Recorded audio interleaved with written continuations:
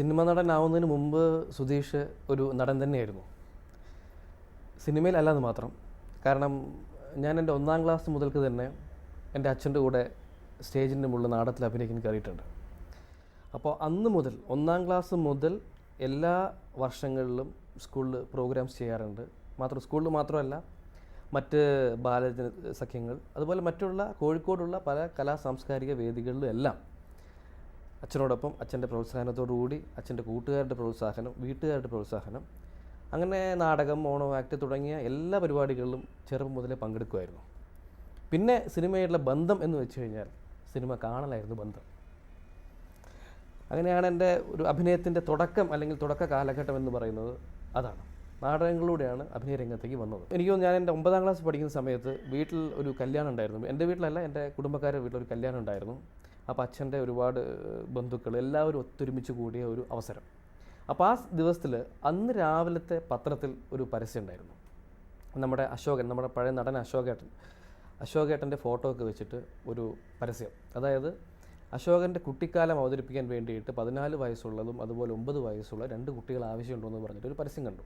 അപ്പോൾ സ്വാഭാവികമായിട്ടും അങ്ങനെ ഒരുപാട് സിനിമകൾക്കുള്ള അങ്ങനെ പരസ്യങ്ങൾ കാണാറുണ്ട്. അപ്പോൾ അതുപോലെ അതങ്ങ് വിട്ടു. ഞാൻ ശ്രദ്ധിച്ചില്ല, അച്ഛനും അതങ്ങ് വിട്ടു. കാരണം പറയാൻ പറ്റില്ല എന്താണ് സിനിമയുടെ കാര്യം, അതൊക്കെ കിട്ടുമെന്നൊന്നും അറിയില്ലല്ലോ. പക്ഷേ അന്ന് കുടുംബക്കാർ ഒത്തുചേർന്നപ്പോൾ അച്ഛൻ്റെ കുറേ പെങ്ങന്മാരുണ്ട്. അച്ഛൻ്റെ പെങ്ങന്മാരിൽ ഒരാൾ പറഞ്ഞു, ഒന്ന് അയച്ചു കൊടുത്തൂടെ, സുധീഷ് നന്നായിട്ട് അഭിനയിക്കുന്ന ആളാണല്ലോ, ഒന്ന് അയച്ചു കൊടുത്തൂടെ, എന്താണ് നമുക്ക് കിട്ടുമോ കിട്ടാതിരിക്കുമോ എന്തെങ്കിലും ആവട്ടെ, ഒന്ന് അയച്ചു കൊടുത്തോടെ ചോദിച്ചു. അങ്ങനെ അവരുടെയൊക്കെ സഹകരണം കൊണ്ടും പ്രോത്സാഹനം കൊണ്ടും അവർ തന്നെ ഫോട്ടോസൊക്കെ എടുത്ത് എൻ്റെ ബയോഡാറ്റ കാര്യങ്ങളൊക്കെ എഴുതി ഒരു ലെറ്റർ അങ്ങോട്ട് അയച്ചു. അതിൻ്റെ ഒരു അച്ഛനത് അയക്കാനുള്ള കാരണം എന്താണെന്ന് വെച്ച് കഴിഞ്ഞാൽ, അത് ഒരു കുറച്ച് സീരിയസ് ആയിട്ടുള്ള കാണാനുള്ള കാരണം അതിൻ്റെ അഡ്രസ്സിൽ ജനറൽ പിക്ചേഴ്സ് ഉണ്ടായിരുന്നു. അപ്പോൾ ജനറൽ പിക്ചേഴ്സ് അന്ന് വളരെ സീരിയസ് ആയിട്ടുള്ള സിനിമകൾ എടുക്കുന്ന ഒരു നിർമ്മാതാക്കളാണ്. പ്രത്യേകിച്ചും അടൂർ ഗോപാലകൃഷ്ണൻ സാറ് അല്ലെങ്കിൽ അരവിന്ദൻ സാറ് അവരുടെ സിനിമകളൊക്കെ എടുക്കുന്ന ആളുകളാണ്. അപ്പോൾ അതുകൊണ്ട് ഇതിലൊരു ഫേക്ക് എന്തായാലും ഉണ്ടാവില്ല എന്ന് അച്ഛന് തോന്നി. അപ്പോൾ അങ്ങനെയാണ് അയക്കുന്നത്, പരസ്യം കണ്ടിട്ട് അയക്കുന്നത്. അത് വിട്ടു. അങ്ങനെ ഏകദേശം ഒരു മാസം കഴിഞ്ഞപ്പോൾ അതിനുള്ള മറുപടി വന്നു. അത് ജനറൽ പിക്ചേഴ്സിൻ്റെ ലെറ്റർ പാഡിൽ തന്നെയാണ് വന്നിരിക്കുന്നത്. അതായത് ഒന്നുമല്ല, ഇങ്ങനെ അയച്ച കത്ത് കിട്ടി. അപ്പം താല്പര്യമുണ്ടെങ്കിൽ ഇൻ്റർവ്യൂവിന് വേണ്ടിയിട്ട് കൊല്ലത്ത് വരാൻ വേണ്ടിയിട്ട് ഒരു ലെറ്റർ കിട്ടി. അപ്പം ഞാൻ കോഴിക്കോടാണ് താമസം. അപ്പോൾ ഞാൻ കൊല്ലത്തേക്ക് ആദ്യമായിട്ടാണ്, ഇതുവരെ പോയിട്ടില്ല.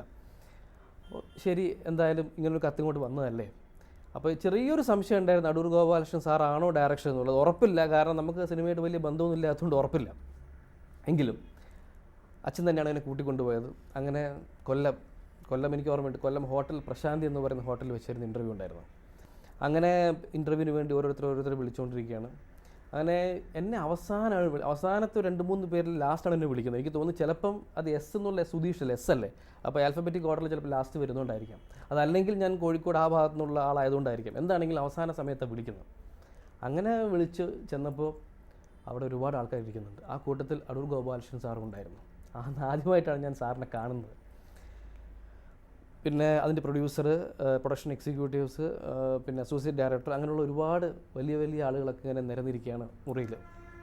അപ്പം ഞാൻ എൻ്റെ കയ്യിലുള്ള ഒരുപാട് സർട്ടിഫിക്കറ്റ്സ് ഉണ്ട്. ഞാൻ പറഞ്ഞില്ല, 1-ാം ക്ലാസ് മുതൽ സ്റ്റേജിൽ കയറിയ ഒരുപാട് സർട്ടിഫിക്കറ്റ്സ്. അത് നാടകം, കഥാപ്രസംഗം, സ്പീച്ച്, പിന്നെ റെസിറ്റേഷൻ, അങ്ങനെ പറഞ്ഞാൽ ഒരുപാട് സമ്മാനങ്ങൾ കിട്ടിയ ഒരുപാട് സർട്ടിഫിക്കറ്റ്സ് എൻ്റെ കയ്യിലുണ്ടായിരുന്നു. അത് ഞാൻ ഒരു കവറിൽ, ഒരു ബ്രൗൺ കവറിലാണ് ഇങ്ങനെ ആക്കിയിരുന്നത്. അപ്പോൾ ഇതിൻ്റെ രസം എന്താണെന്ന് വെച്ച് കഴിഞ്ഞാൽ, ഈ കവറിൻ്റെ ഇപ്പുറത്തെ സൈഡും ഗ്യാപ്പാണ്. അതായത് ബാക്ക് സൈഡും ഗ്യാപ്പ് തന്നെയാണ്, കീറിയിരിക്കുക. അപ്പോൾ ഞാൻ പിടിച്ചിരിക്കുന്നത് ഇങ്ങനെയാണ് പിടിച്ചിരിക്കുന്നത്. അപ്പം ഞാൻ റൂമിൽ കയറി ഉടനെ അടൂർ സാറിനെ കണ്ട ഉടനെ ഞാൻ നമസ്കാരം എന്ന് പറയലും ടകടകേന്നുള്ള സർട്ടിഫിക്കറ്റ് മുഴുവൻ നിലത്ത് അങ്ങോട്ട് വീണു, കംപ്ലീറ്റ്. ഞാൻ പ്രതീക്ഷിച്ചില്ല ആ ഒരു സംഭവം, പ്രതീക്ഷിക്കാത്തൊരു കാര്യമായി പോയി. അപ്പോൾ കണ്ടപ്പോൾ തന്നെ ഞാനാകെ ബേജാറായിപ്പോയി. അപ്പം എന്താണ് പറയുക, എന്താണെന്ന് അറിയില്ലല്ലോ. അപ്പോൾ അടൂർ സാറ് പറഞ്ഞത് എന്താ വെച്ച് കഴിഞ്ഞാൽ, ഒരുപാട് സർട്ടിഫിക്കറ്റ്സ് ഉണ്ടല്ലോ, മിടുക്കനാണല്ലോ എന്ന് പറഞ്ഞു. അപ്പോൾ തന്നെ മനസ്സിൽ ആശ്വാസമായി. അപ്പോൾ സർട്ടിഫിക്കറ്റ്സ് ഒക്കെ പെറുക്കി എടുത്ത് ഞാൻ സാറിന് കാണിച്ചു കൊടുത്തു. സാർ കുറേ അങ്ങോട്ട് കൂടെ നോക്കി. പറഞ്ഞു ഇതൊന്നും അല്ല, പിന്നെ നാടകങ്ങൾ ഏതൊക്കെ അഭിനയിച്ചെന്ന് ചോദിച്ചു. അപ്പോൾ ഞാൻ പല നാടകങ്ങളുടെ പേര് പറഞ്ഞു. അപ്പോൾ അതിൻ്റെ അകത്ത് വളരെ ഫേമസ് ആയിട്ടൊരു നാടകം ഉണ്ടായിരുന്നു, 7 രാത്രികൾ എന്ന് പറഞ്ഞ് വളരെ ഫേമസ് ആയിട്ടുള്ള നാടകം. അന്ന് ഒരുപാട് പേര് അവതരിപ്പിച്ച നാടകമാണ്. അപ്പോൾ അതിൻ്റെ പേരും കൂടെ ഞാൻ പറഞ്ഞു. അപ്പോൾ അതിൻ്റെ അസോസിയേറ്റ് ഡയറക്ടറോട് ചോദിച്ചു, അതിൽ ഏത് റോളാണ്, പാഷാണം വർക്കിയുടെ റോളാണോ ചെയ്തതെന്ന് ചോദിച്ചു. പാഷാണം വർക്കി എന്ന് പറഞ്ഞാൽ വളരെ പ്രായമുള്ളൊരു കഥാപാത്രമാണ്, അതൊരിക്കലും ഞാൻ ചെയ്യില്ല എന്ന് അവർക്കറിയാം. എന്നാലും വെറുതെ ഒന്ന് പരീക്ഷിക്കാൻ വേണ്ടിയായിരിക്കും ചിലപ്പോൾ ചോദിച്ചു. ഞാൻ പറഞ്ഞു പാഷാണം വർക്കിയുടെ റോളല്ല, അതിൽ ചട്ടുകാലി മറിയം എന്ന് പറഞ്ഞ കഥാപാത്രമുണ്ട്, അവരുടെ മകനായിട്ടാണ് അഭിനയിച്ചതെന്ന് പറഞ്ഞു. ആ ശരി, അങ്ങനെയാണെങ്കിൽ അതിലൊരു രംഗം ഒന്ന് വെറുതെ ഒന്ന് കാണിക്കാൻ പറ്റുമെന്ന് ചോദിച്ചു. ഓക്കെ എന്ന് പറഞ്ഞ് ഞാൻ ഒരു 4-5 ഡയലോഗ് ഒരു തെണ്ടിച്ചക്കനായിട്ട് അഭിനയിച്ചിട്ടുണ്ട്. ഡയലോഗുകളൊക്കെ അടിച്ചു. എന്നിട്ട് പറഞ്ഞു അങ്ങനെ ഷൂട്ടിംഗ് അടുത്ത മാസം തുടങ്ങുകയാണ്, അപ്പോൾ ഒരു മാസത്തേക്കുള്ള കുറച്ച് ഡ്രസ്സൊക്കെ ആയിട്ട് വരണം, നമുക്ക് നോക്കാം എന്ന് പറഞ്ഞ് വിട്ടു. അപ്പോൾ നമ്മൾ പോയി. ഒരു മാസം കഴിഞ്ഞ് വീണ്ടും വന്നു. വീട്ടിൽ കഴിഞ്ഞ് വന്ന് ഇങ്ങനെ സെയിം ഹോട്ടൽ തന്നെയാണ്. വന്നപ്പം എൻ്റെ അതേ പ്രായത്തിൽ അതേ രൂപത്തിൽ വേറൊരു കുട്ടിയും കൂടെ അവിടെ ഇരിക്കുന്നുണ്ട്. അപ്പോൾ അവനോട് ചോദിച്ചു, ഞാൻ എന്താണ് വിളിച്ചിരുന്നല്ലേ ചോദിച്ചു. എന്നെ വിളിച്ചിട്ടുണ്ട്, വരാൻ വേണ്ടി പറഞ്ഞിട്ടുണ്ട്. ശരി, ടെൻഷനാണ്, ആരാണ് കൺഫേം ആണോ എന്തോന്ന് അറിഞ്ഞൂടാ. അങ്ങനെ ഷൂട്ടിംഗ് പിറ്റേ ദിവസം സ്റ്റാർട്ട് ചെയ്യണം. സ്റ്റാർട്ട് ചെയ്യുമ്പം തലേ ദിവസം രാത്രി വന്നിട്ട് എൻ്റെ അളവിലുള്ള എൻ്റെ അളവൊക്കെ എടുത്തുകൊണ്ട് പോയി ഡ്രസ്സ് എടുക്കാൻ വേണ്ടിയിട്ട്. പിന്നെ എന്നെയും അടൂർ സാർ എന്നെയും കൂട്ടിക്കൊണ്ടുപോയി. പിന്നെ ഞങ്ങൾ പുറത്ത് പോയിട്ട് കുറച്ച് ഡ്രസ്സുകളും ബാക്കിയുള്ള സാധനങ്ങളൊക്കെ പർച്ചേസ് ചെയ്തു. അപ്പോഴൊന്നും അറിയില്ല കേട്ടോ. പിറ്റേ ദിവസം ഷൂട്ടിംഗ് തുടങ്ങി.